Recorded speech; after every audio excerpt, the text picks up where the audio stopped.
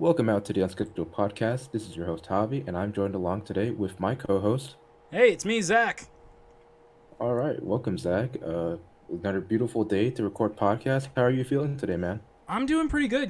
This week has been fairly decent for me. Like, Yeah, there's not too much I can complain about. yeah. Tell me all about it, man. So let's see. I started off this week with a lot of good energy. I would say, just like a lot of a positive mindset, and I came into the week like wanting to tackle projects. Mm-hmm. The only downside I would say really was that around Wednesday I was just getting streaming burnout.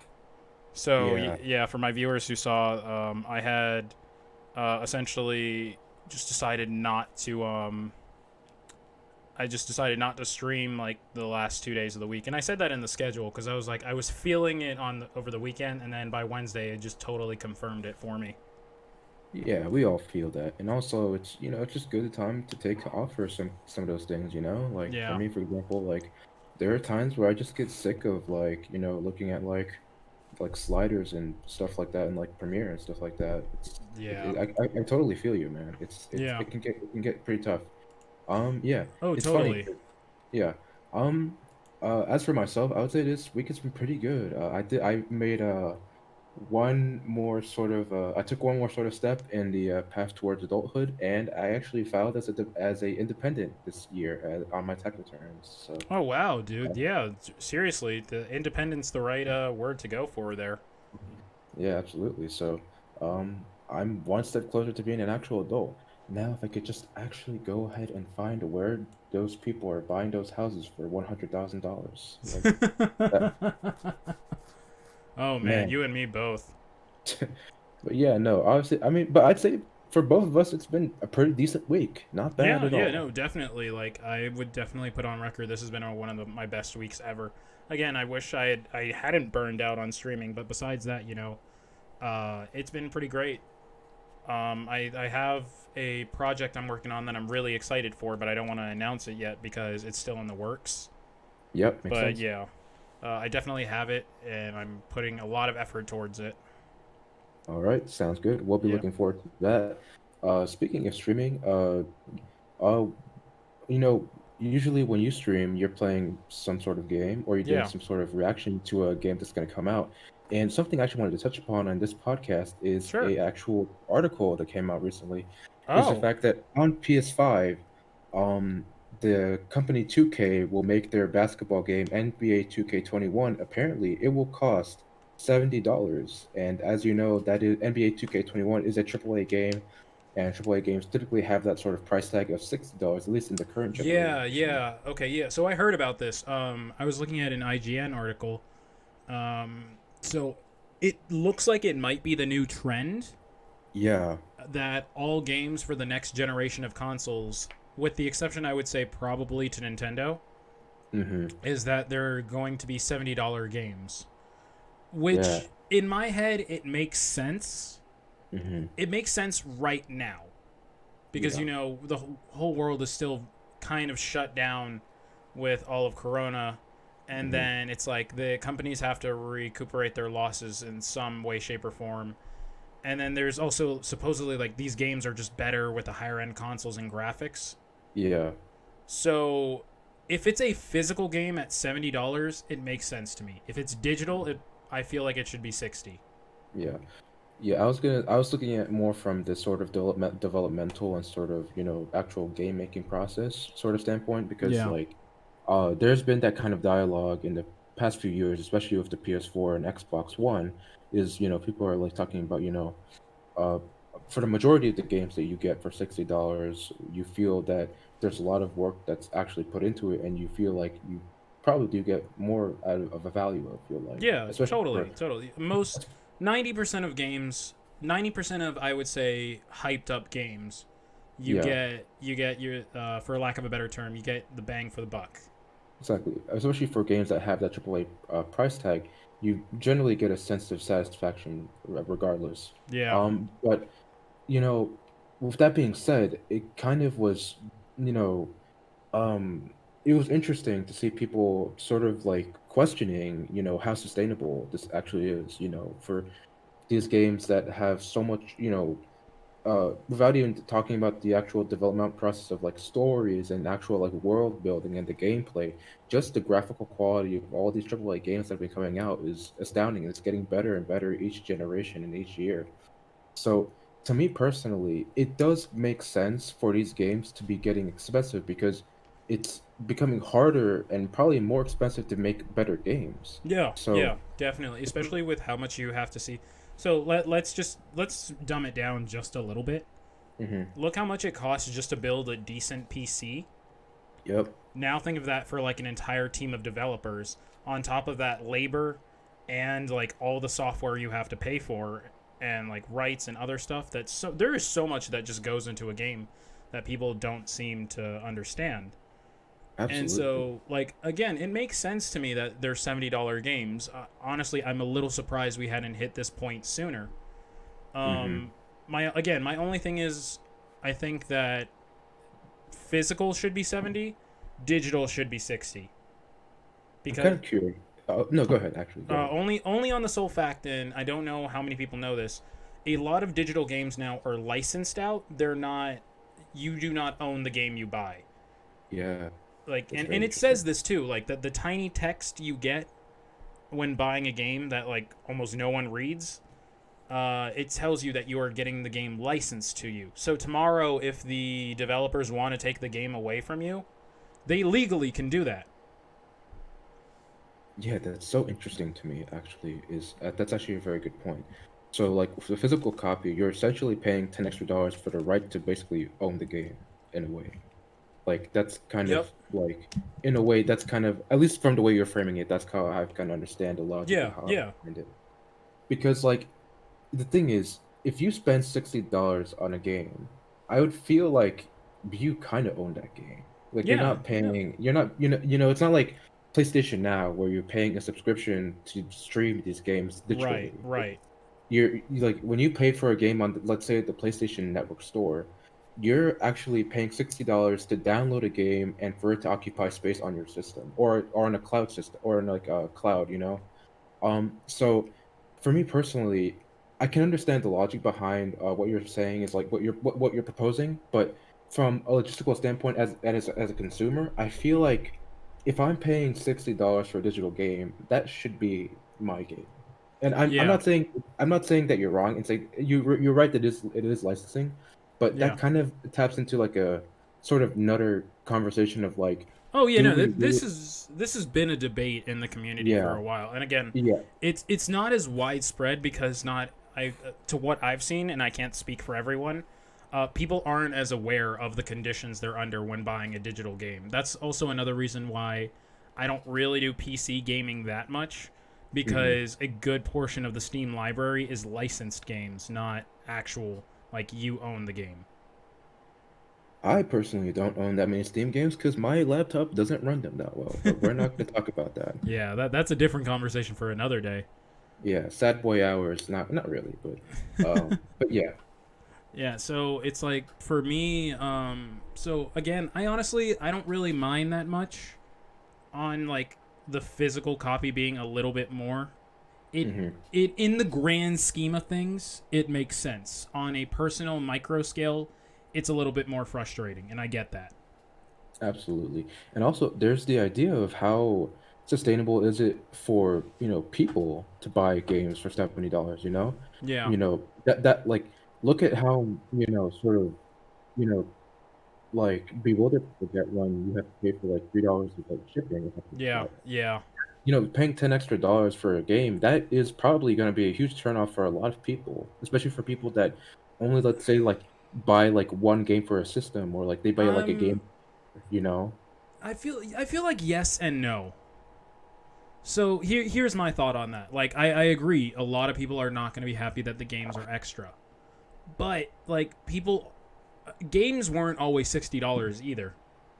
That's true. Like 20 years ago, you could have bought AAA games for $40. Some of them were even 20. But and obviously I understand inflation, different times, different types of video games. But back then, that was the cut of or that was the height of their technology. And again, like you said, games only get better and better. So to me, it doesn't entirely surprise me that like the games are $70, and I feel like people are still going to be willing to pay, considering that people will drop $300 on like a collector's edition of a game. Mm. So it's like the $10 increase. Yeah, it sucks, but I don't see it killing the industry.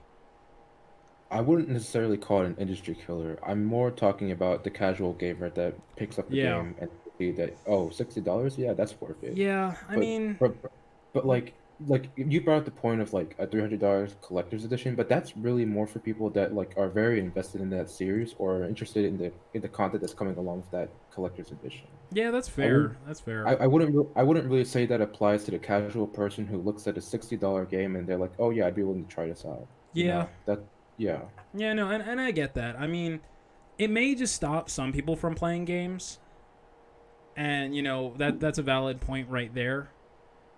But we also just have the ability that I think some people will just wait out the prices and stuff. That's what I've been doing. Yep. Yep. And so it's like trade off is time versus money in that case. And Hmm. then I also wanted to cover though, like they're like going back to 2K real quick. Like I don't like 2K by any means. I don't like 2K and I don't like EA. Mm. Because they are notorious for microtransactions. Hmm.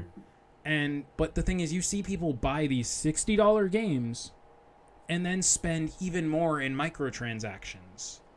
Yes. So I'm not saying, again, going back to your casual player, I'm not saying that's for everyone, but there are people who it's probably not going to bother them because they already spend so much in microtransactions too. That's fair. Yeah, Yeah. I agree. Especially when you kind of take into consideration that you don't need for certain for most of these games, I would say well, let's say like you said EA, let's talk about FIFA, right? Yeah, yeah. For like Ultimate Team.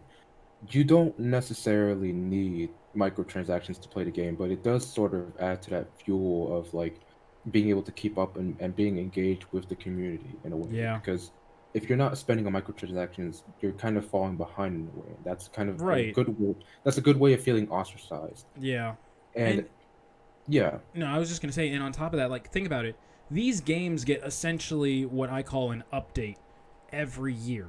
Mm. Like, they get their actual updates and patch notes, but Yes. every year they get a new one. And I remember when people would complain about like Street Fighter and the fighting games where it was just like, oh, we don't want a super ultra and complete pack and stuff like that, even though they've gone back to that a little bit.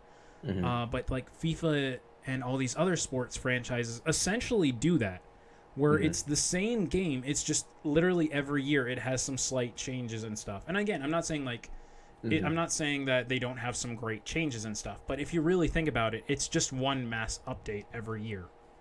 No, I can agree with that. I mean, especially with for me personally, for FIFA, what I'm mostly attracted to is the career mode. I love managing a certain team. I love playing in the actual league that they play in.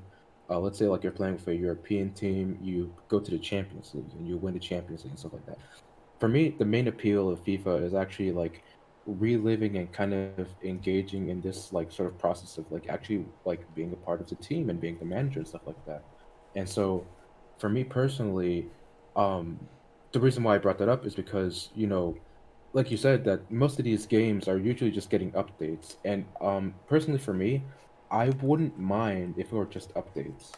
Like if it were just like FIFA and then oh it's the 2021 update, you know what I Yeah, mean? honestly, Like I feel feel like like I honestly I feel like if they charged maybe a $5 fee for an update every year, way more people would probably play it.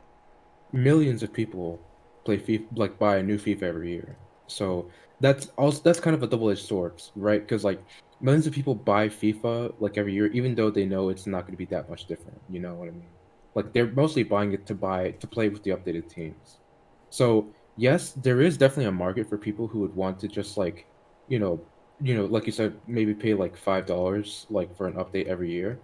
But at the same time, people are already paying $60 to, buy essentially a game with like new jerseys and players on a different team. So, Yeah, I don't. Let's see that. I think that's part of also the reason I just left playing the FIFA franchise because I mm, used to play it, Yeah. I played it for about, I'd say, 3 years, and then it just got to the point where I was like, no, I can't keep up with this anymore.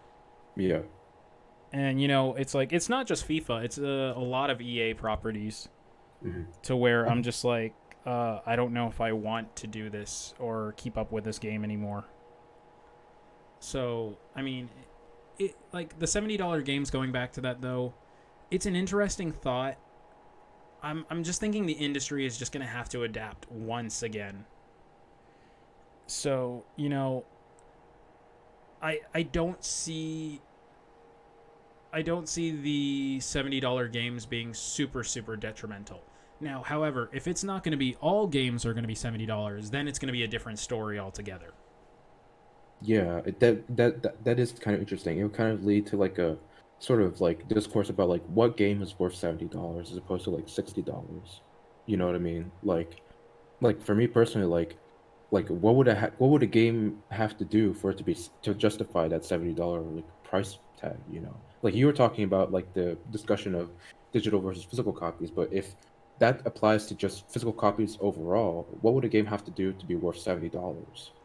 And I mean, yeah, and if you think about it, the way some games come packaged, they do technically, and I'm not saying this for certain, some games do technically give you more than what its actual value is. So, and I'm talking about like Mhm. pre-orders, which is a whole different debate in itself. Yeah. But I'm talking about more like pre-orders, again, collector's editions, and other special editions and stuff like that. Because, um, like some games will just give you, hey, pre-order, and essentially they give you like $10 more of content and stuff like that. Yeah. So, I mean, it's like it's a weird situation. And then, but if this is 2K saying only their game is going to be $70, and then a lot of other games stick to the usual $60 price, uh, I honestly I think at that point it may just be them shooting themselves in the foot. I was But actually gonna say that. Yeah, yeah, no, go ahead. no, but I was gonna say, but if everyone adapts to it, then it's just gonna become the new norm. I kind of agree with what you're saying. This could go two ways. Like either like 2K makes it $70 and everyone keeps it at 60 because they realize, oh, people are buying the games for 60 and we shouldn't push that. And like 2K just like flops. Like that's a very real possibility. But then there's also the possibility that 2K could kind of be a trailblazer in this fact that like they could make their game 70. People are buying 2K for $70 like at a pretty decent rate and they like and developers are saying like, oh, people are buying games for $70, no problem. We can charge $70 for our games now, no problem. You Yeah, know what I mean? So and yeah, and it's gonna be a gradual implementation, really. Um, so it's something we're gonna have to wait and see. yeah. But how it is for me is just like it's like the $70 again doesn't entirely surprise me. But Hmm. do I want it? No, obviously Yeah, not. I no. don't want to spend more money. But the most logical sense it makes to me is because of the current state of the world. Yeah, Like that's the most logic to me. absolutely. And then uh actually what was I gonna say? But yeah, no, that's a very good point. And I kind of want to. I don't want to call someone out. I'm just gonna more like point out something. Okay. Um. So, I would say like I'm a little. I have a small gripe with Nintendo now talking Mm, about like game prices and stuff. okay. Because looking at things, and I don't entirely blame Nintendo. I'm gonna put that out there as well. A lot of their games do not drop much in value. Yes. Yeah. Like there is so much that they go through, but they don't really change their prices. Like honestly, I'm gonna put this out there. Mario Kart 8 Deluxe. Hmm. Like just for an example, I understand that's still one of their best-selling games. It has so much play value, but it's already been out 3 years, and it's still $60. Yeah. So for me, it's like the industry, like in that case, like going back to the $70, people are willing to still buy a game that's been out for multiple years at full price. What's kind of to stop them from the $70? Yeah, honestly. Like I seen a lot of people sort of talk about this a lot just on forums in general stuff like that. It's like Nintendo kind of gets away with this because people are constantly just looking to buy their games. As someone who's played Mario Kart 8 Deluxe, I can safely say that even if I had bought it like 80, I mean, sorry, not no, not definitely not 80, but like Yeah. 60, 50, $40, it was worth the price regardless. Like I got it for 60, and I would say it was definitely worth the value. It has so much replayability. The graphics are beautiful. I think we talked about this with a previous guest, but I personally can't see how Kart 8 can like improve. But putting that aside, like people are still buying Nintendo games for $60. It's Yeah. like why should they sort of like list it for 40, even if it has been out for a few years, you know? Yeah. And it's like, I mean, it's like, I don't even ask for a major price drop. I'd be more of an okay of a budge of like $5 after 2 years. Mm, yeah, So I'm just like, I'm like, and I'll give Nintendo this credit. They do have a lot of exclusive AAA titles. I will yes, give them that. So that's honestly the leg I will say that they, validity wise, they have to stand on, yeah. because they really don't have a lot of games they cross platform. They have, yeah. Because like obviously Mario series, Pokemon series, Metroid, all of those series, Legend of Like, Zelda, none of them. So I understand other games going down in value because you can buy them on multiple platforms. yeah, But it still feels like I still feel a little cheated that like it's not going down at all. And yeah. especially for some games that you could argue are a little outdated. How so? Well, What not kind of? outdated, but like they've lived past their shelf life. Mm, So like for me, I was in GameStop before Corona hit. I was in GameStop, mm-hmm, and like I remember seeing Fire Emblem Awakening, mm-hmm. and it was a for the longest time that game was still full price, which I think was at the time for 3DS game was $40. Yeah, it's $40. Yeah, and then I saw it new, it was $35, and that game has already been out what 7 years now. Yeah, So I'm like 7 years to finally see a $5 price drop, new, like just new and not even used. So to me that was wild because we're technically past the era of the 3DS, and we're already 3 Fire Emblem games later. yeah. So it's like, No, is it really worth still $35? Like if it wasn't an accredited store selling it, like it was a third party vendor on Amazon, makes more mm-hmm, sense to me. yeah, But the fact that it's in store and still full price new, it just completely blows my mind. And it's like that game's been out so long. Why is it still so expensive? And that's not to take away that it isn't a great game, because it's still my favorite Fire Emblem game. yeah. But still, like, what? Hmm. Yeah, and I also kind of want to touch upon something that I feel like I kind of like I want to clarify something. Like I don't think like a game's quality is based on its price. There are a lot of games on Steam that are like worth $20, and they give you the same value and sort of sort of worth that like a AAA game might give you, Like that's not what I'm it's more like how can these games sort of like justify not dropping in price and stuff like that for me personally. Yeah, I don't know. It's just like there's a lot in the industry right now that's just like really throwing me off. But I mean, at the same time, there's still a lot that makes sense. Yeah. And it's like I'm still another thing I'm just gonna say. I'm not even gonna go into this whole I guess discussion because I don't really Hmm. think it's a debate. Hmm. Is just the fact of like games moving to cloud. Eventually, we're going to get to fully cloud gaming. Google is failing at it right now, but I definitely see us getting there within the next 10 years or so. Yeah, like Google, like I don't want to bash on it too much, but Google Stadia is like it's like probably one of the like least successful ventures Google's had in a while. Pretty, it's pretty noteworthy, I'd say.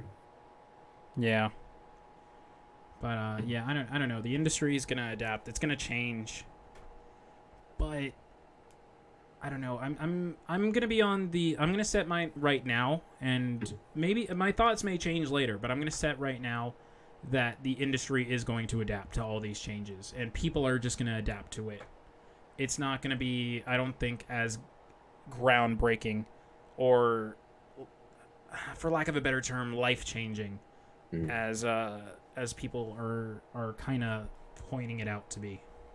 No, I mean, I completely agree with the fact that people are just gonna get kind of get used to it because you have to remember, like before, let's look at like online gaming for an example. Yeah, Before, like on the PS3, like you could play online on PSN no problem. Like PSN was like an optional thing if you wanted like bonus content or stuff like that. yeah, But when when it was announced that like the E3 or whatever it was in 2003 to 2013, sorry, that you had to buy PSN to play online, people were like outraged, and yeah, obviously correctly so, because people yeah, are like, why do I have to pay an extra $50 to play online when it was fine before? yeah. But No, like as and and same thing but happened yeah, with Nintendo. yeah, but as time has gone on, people just like realized, oh, I'll just buy a $50 yearly subscription to play online, and people have just kind of, I don't want to say acquiesce, but have just kind of gotten like used to the idea of paying for online. Yeah, And that was a trend that was set by Xbox with Xbox Live. yeah, So it's I do agree with you that something like a $70 price tag isn't going to deter people, especially people that are more invested in gaming, from buying these games. yeah. I think just another thing,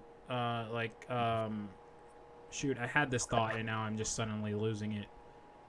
Um, Shoot, I had it and now I completely lost it. I was gonna say, um, well, some people will just pay, like regardless because of the hype around games too. So I don't know. I don't. I just see the industry kind of just continuing as is. Yeah, sort of like a self-regulating like organism in a way, just like constantly adapting to the changes around it, I would guess. But Yeah. another thing I kind of wanted to touch on was I think we talked about this a little bit in a previous podcast, but um with the way things are right now, it's kind of hard for developers to meet in person and to just work in general. And so I think I talked about this when we either had Dan or Abby on the podcast, Mm-hmm. but I'm very like interested in like the idea of porting games as a means of like sort of like satiating consumers' desire to play games, because as you know, I think you might notice as well, is that Persona 4 the Golden was released on Steam for Oh yeah, $20. yeah. That's another game I'm gonna eventually have to pick up. And I'm not sure if you knew this, but Atlas announced, I believe last month, that the game actually reached 500,000 players on Steam.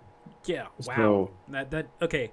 I want to say I'm very surprised, but I'm not. Just because, at least within like I want to say, this is gonna sound bad when I say it, but in terms of the context, I'll explain. mhm, Older Persona fans, or like I want to say kind of more. I don't want to say OG, but yeah, definitely older Persona fans mhm, regard Persona 4 as the best Persona. Over like mm. 3, 4, and 5 are definitely like I would say the top contenders, but 4 seems to be the majority consensus that is the best of the three. Absolutely.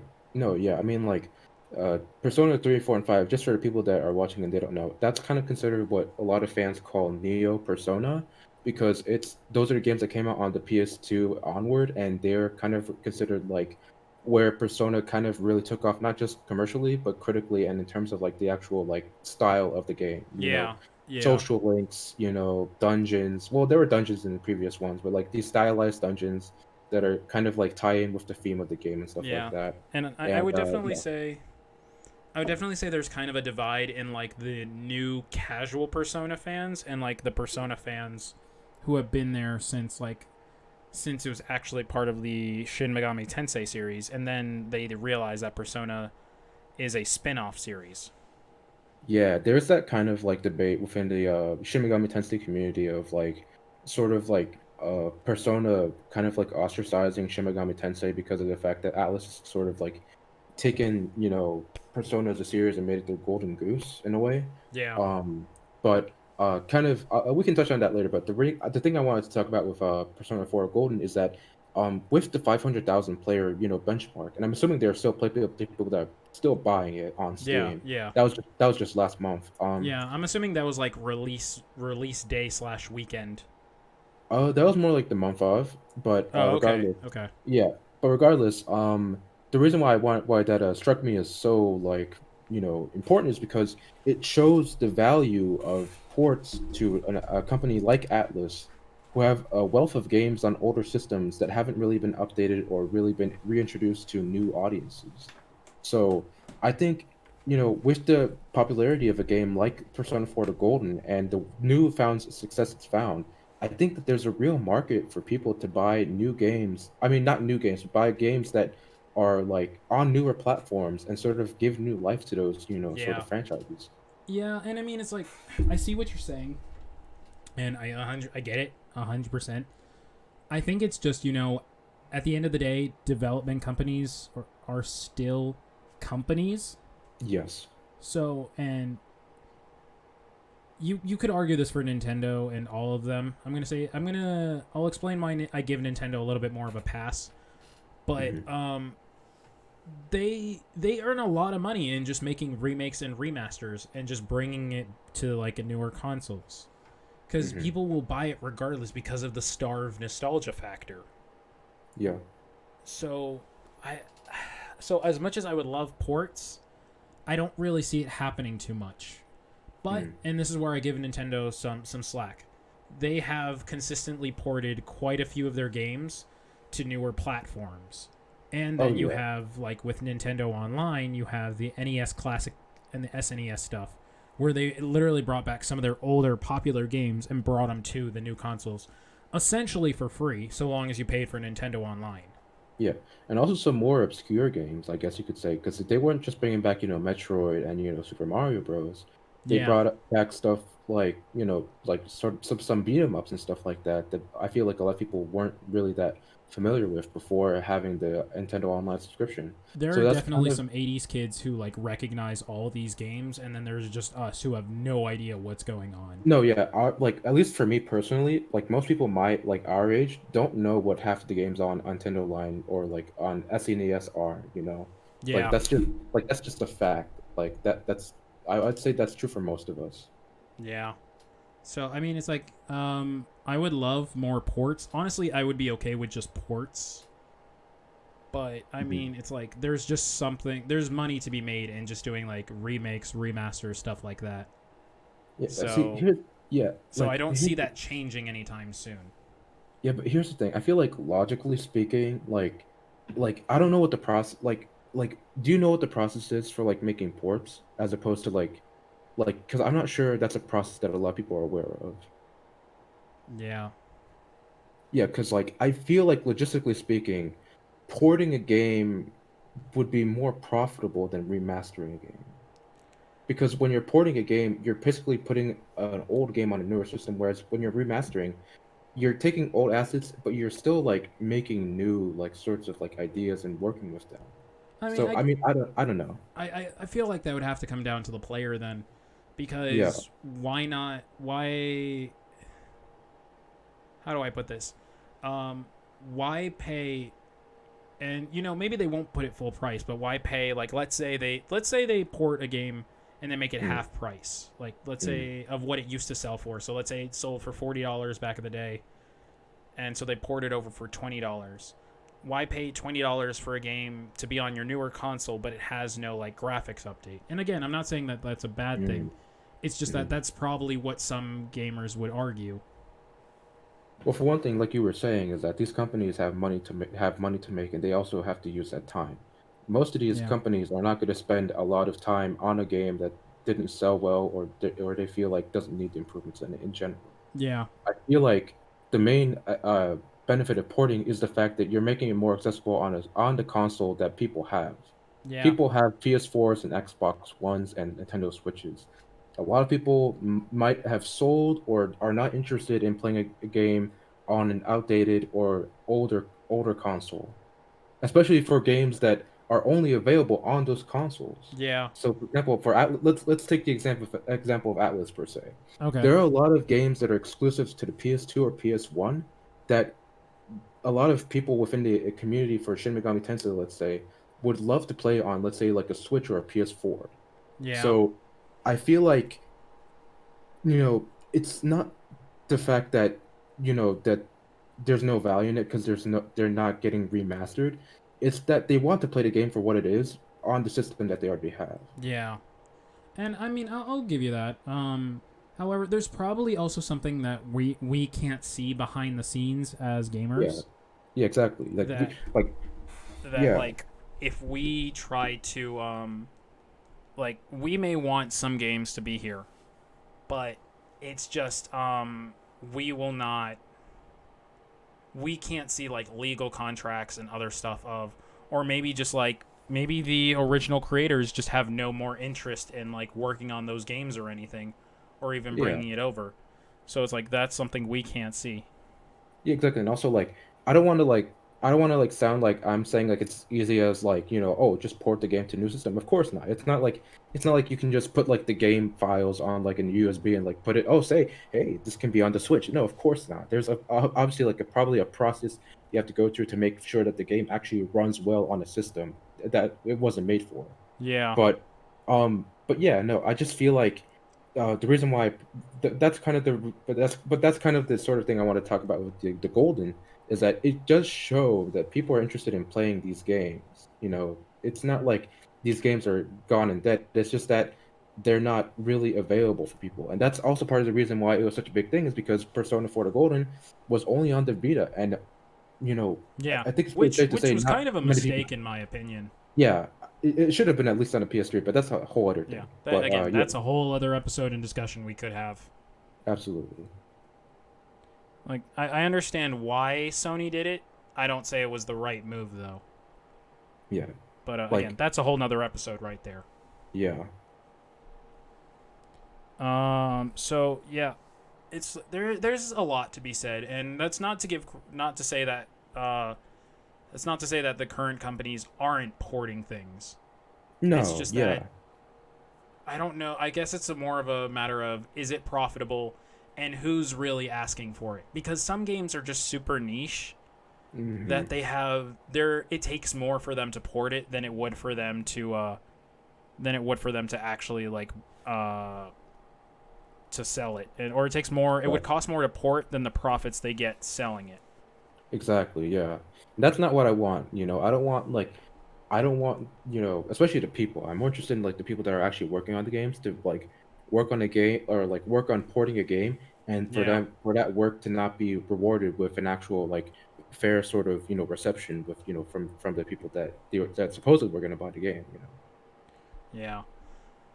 I don't know, there's just so much that goes into it, and I wish I knew more about the game industry, but Hmm. there's a lot of blanks that are still not entirely filled either for us. Absolutely. Yeah.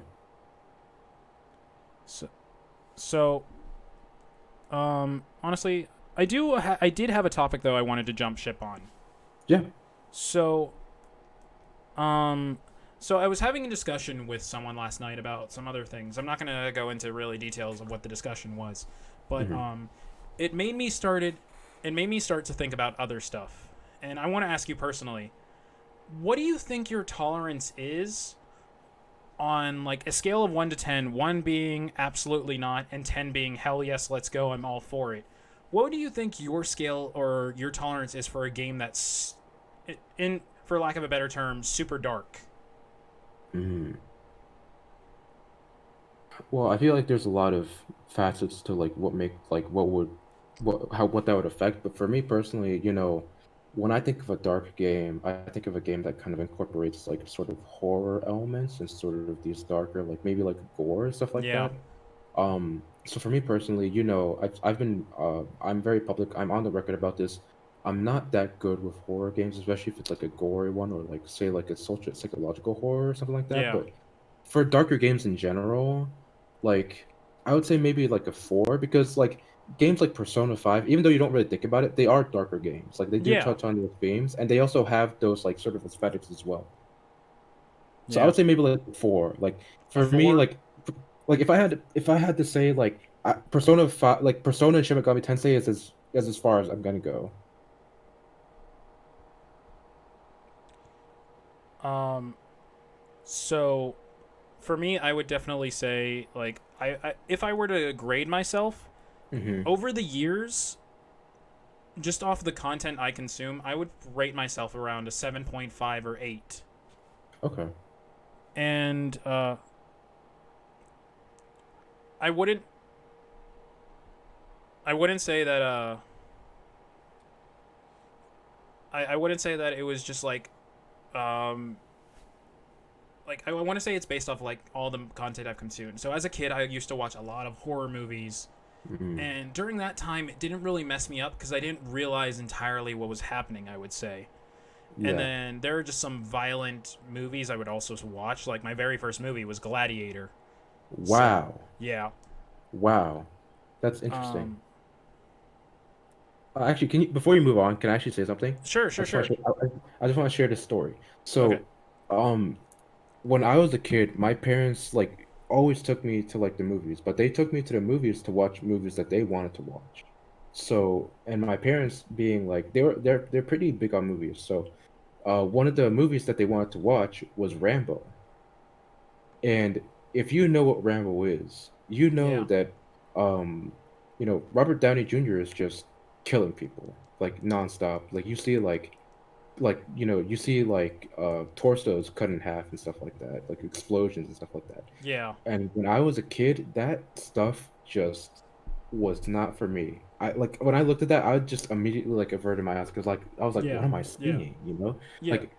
like obviously it wasn't real, but like I was like, no way, like I can't look Yeah. at this. But yeah, that's just something I wanted to share. Yeah. No. No. So I was gonna follow up on that actually. So it's like it's really interesting for me because some point down the line, I started to become bothered by very I would say the horror esque, violent, gory movies. Hmm. Like I'll tell you this. And this is not to make it sound weird or anything, but as a kid, when I watched Gladiator, one of my favorite scenes was the chariot fights, and I Wow. literally see one dude get like sliced in half violently Yeah. too, like. Yeah. And I would just laugh at it. Like I would literally, my dad would sit me down every morning while like my parents were getting ready for work. I was like 3 or 4 years old, and he Oh. would play that scene for me. Wow. Really? Yeah. So essentially, my morning routine, and this is just a quick tangent. My Mm. morning routine was, okay. Parents are up. They wake me up like about I would say half hour later. Throw on a video for me to watch, and one of my favorite scenes or one of my favorite things to watch was the opening battle from Gladiator, and then on top of that, it was the chariot race because my dad had spliced a VHS. Wow, that's showing my age a little bit. Ooh. Um, into going from that scene into that scene, and then I would just watch that every morning, and I would just be happy watching that. Oh my God. Yeah. So I mean, that says a little something about me, maybe. But then on Mm. top of that, it's like he would say I would always just laugh and be happy with it. Like I was never bothered by that movie. And then Wow. growing up in elementary school through middle school, I watched a lot of horror movies. Hmm. Um, I would say I stopped watching horror movies sometime around I was like 11. So maybe not even into middle school. Yeah. So like, and I can't remember what horror movies they were. I know I watched The Exorcist at some point. At Wow. some point, I watched it. It's been a long time. It's just because what was on TV. Hmm. Like, and let's see, there were a couple other ones here and there. A couple like I would probably say B-rated horror movies, not like the Hmm. cheesy kind, just like the kind that never made it big. Yeah. There were a couple older ones. I did see the Texas Chainsaw Massacre movies. Jesus, man. I saw, I think like the very first Saw I saw back in the day. Hmm. But yeah, like it never bothered me as a kid, and then at some point I got to the point where like, wait a minute, this is actually messed up. I don't want to see this anymore. Yeah, no, because like, um, I think the part, like, not to like, but like, I feel like part of the reason why you laughed as a kid is because like it just looked so dumb, kind of like I don't know if it seeing was like, dumb for me. I think it was just really cool at the time, like, and I cool, didn't okay. understand what was happening. I didn't understand. Oh, Oh, this okay. person just got violently murdered. It was Yeah. instead more of, oh, cool, that person just got cut in half. That looked awesome. Oh my gosh. Yeah. And I mean, again, I don't know what that says about me as a person nowadays, but it's like I realized I started to kind of fall back into that trend. So when I started watching anime full time, I say full time as if it's a job, but you know what I mean. When I was watching Yeah. anime, There were a lot of dark anime I picked up. I'm not saying like they're the absolute darkest, they're messed up, don't read or Hmm. watch them, but they Yeah. definitely had a very dark undertone, and it is not something for if you are very used to if you're very used to the hero always wins or everything turns out fine or like happy ending to everything. These kinds of things are just not for you. Mm. But for me, it was like I watched. So one of my favorite anime. It's still my favorite anime. Is Darker Than Black. That Mm. is a very. I would say it's definitely violent. It has a very dark undertone to it, regardless of the name. And then there's a lot of underlying stuff that comes with it too. And I mean, it's like just off the violence alone and how graphic it gets, it is definitely not for everyone. Mm. Um, and then there's also Death Note, which is a psycho thriller. Really, Yeah. if a lot of people love that, but I don't think some people realize just how dark it really gets. And I mean, that's also just like you have to analyze it a little bit, or you have to actually be looking for it. Hmm. But yeah, there are a lot, and so like when it comes to games and stuff, I find myself becoming numb to like what people say. Oh, this is a dark game, or this is a dark theme. And it's more like I don't want to say I expect it. I'm just not as phased by it. Yeah. So it's like, and like again, I will say though, my tolerance is not a 10 out of 10 because I still can't handle gore. Yeah. Like I tried watching Elfen Lied back in the day, Uh, and that was just super messed up to me. And I mm. still can't watch it today. I still can't watch it to this day. Yeah, I remember Um, in 10th grade, like this kid right next to me in like programming class, like we were working on C++ plus plus and stuff like that. yeah, And this guy, like during lunch, he would just put on Elfen Lied, and I was like thinking to myself, like what are you doing? yeah. No, for Like, people who can get through that comfortably, more uh, power to you. yeah, no. Like like the I just specific scene I remember, sorry. The no. Go specific ahead. scene I Go ahead. remember was like So, this tag girl your just like, spoilers. oh yeah, I guess it's a sports tag, but like not really because I don't even know what the hell this show is Yeah. even No, supposed to be don't worry. really Don't about. worry. Yeah, but this girl was just like stabbing herself in the head, and I Oh was yeah, like, yeah. No, I know what scene you're talking about. uh, That wasn't the scene that so much messed me up. uh-huh, It was more when I saw an innocent character mm-hmm. just get completely sliced in half, and then you Oh my see the God, organs fall out of her body, and it's like atomically correct. yo, That's what bothered me. Like for some anime I've seen, someone can lose an arm or a limb or something, or be completely cut in half, but yeah, obviously all you see is like blood, and you yeah, don't see like their entrails or anything. This one just no, went full details on like, oh, if you cut someone open, this is what you'll see. yeah, wow, that dude, that actually kind of formed like a pit in my stomach. Like there's like a supernova going on in like my Yeah, stomach yeah. right now just thinking about it. Like, Weirdly damn. enough, though, weirdly enough, I say I can't watch Elfen Lied, but I can play Mortal Kombat with the fatalities, no problem. Yeah, I guess so. I know that's a weird irony. I don't know why. Hmm. I don't know why I'm more tolerant when it comes to Mortal Kombat. It just is something that is. Yeah, Another thing I know I can't handle when it comes to darker games, or I want to say more horror stuff, just yeah. because it falls more along those lines, is jump scare. I can Mm, deal with suspense. It's the jump scare itself that like I hate so much. Like absolutely. I get it. It's supposed to scare you. It's meant to get you in when you're most vulnerable. Hmm. But for me, it's like my brain. I start over analyzing, and I'm like, I could be in a completely like. There's a game I was playing. I played Resident Evil with my friend a while back, and there's Hmm. just a regular hallway you walk down. It's Yeah, just a dark hallway, yeah, and nothing is supposed to happen. But playing this game, and I mean that's a testament to just how well of a game it is. During this entire regular hallway, I was expecting a jump scare. yeah, Like I was playing it and I'm like something's gonna jump out, something's gonna jump, and then you get into the next room and everything's fine, like it's a save point. But yeah, during that entire point, I was expecting a jump scare, yeah.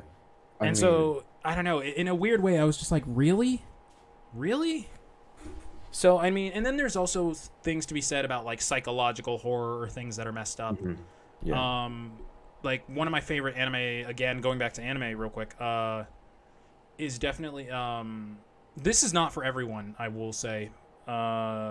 Psychopaths. Mm. It is a very graphic anime. Like, not as graphic as Elfen Lied, but way more graphic than I say most anime are. And Yeah. then it in terms of gore, and then on top of that, in terms of like the psychology behind it, it's very scary because you have to deal with a character who you don't like their actions, but the more you think about their actions, the more you can see how correct they were in doing them. Uh, yeah. Which essentially kind of flips your whole world of like what is right and what is wrong. Hmm. I highly recommend to check out Psychopaths if you ever get to see it, because honestly, right now it is way more relevant than people think. But that's an episode for another day on what my anime recommendations would be. But My yeah, anime looks. I would definitely say my tolerance, at least in terms of video game, anime, movies, is 7.5 to 8 in terms of like a Oh, darkness level. And okay.